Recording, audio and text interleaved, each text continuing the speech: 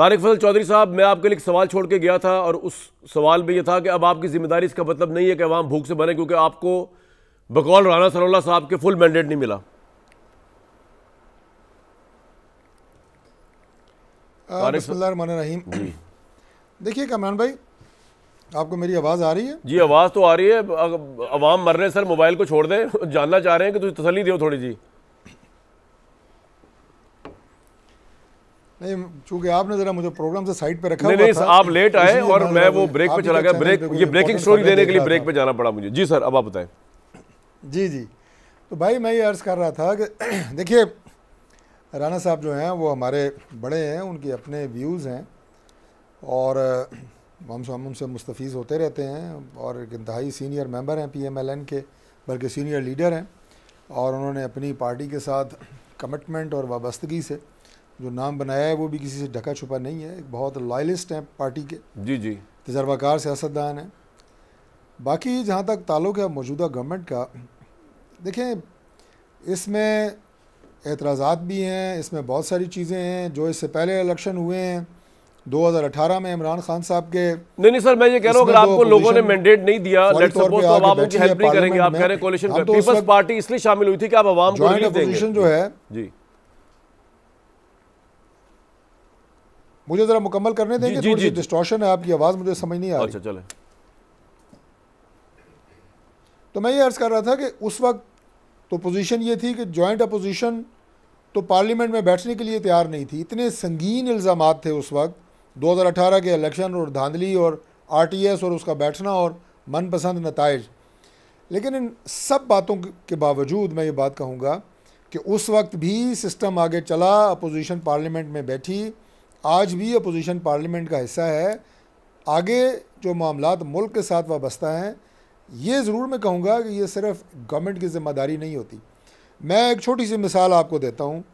कल prime minister ने prime minister house में एक डिनर अरेंज किया हुआ था, जो इस वक्त सऊदी डेलीगेशन, जो सऊदी वज़ीर ख़ारजा हैं और उनके साथ हमारे बहुत सारे भाई, उनकी इंडस्ट्रीज़ मिनिस्ट्री के, ओवरसीज़ इन्वेस्टमेंट के, मिनरल्स के, बहुत सारे उनके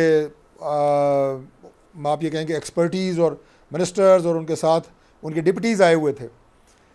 तो मैं जब देखा हेड टेबल तो मेरे दिल में ये ख्वाहिश हुई कि काश यहाँ पे प्राइम मिनिस्टर के साथ दूसरी कुर्सी पे लीडर ऑफ अपोजिशन बैठे होते और वो ये कहते खड़े होके प्राइम मिनिस्टर की तकरीर के बाद कि हमारे सियासी इख्तलाफात उधर ही हैं, जूँ के तू मौजूद हैं, वो हम सियासी मैदान में हल करेंगे, पार्लियामेंट में लड़ेंगे, बाहर लड़ेंगे, लेकिन पाकिस्तान की तरक्की के लिए, पाकिस्तान में लगाए गए मंसूबे, पाकिस्तान में लाई गई सरमायाकारी के लिए हम सपोर्ट कर रहे हैं उन तमाम पॉलिसीज़ को और उन तमाम प्रोजेक्ट्स को। लेकिन आप रिलीफ लोगों को इसलिए नहीं देंगे क्योंकि आपका मैंडेट नहीं है, ये कह रहे हैं आप। तो मैं अपने तमाम ऑनरेबल गेस्ट को बता दूं, सऊदीज़ भाइयों को, कि हम गवर्नमेंट के ख़िलाफ़ खड़े होंगे कि इन प्रोजेक्ट्स को फ़ौरन मुकम्मल करें।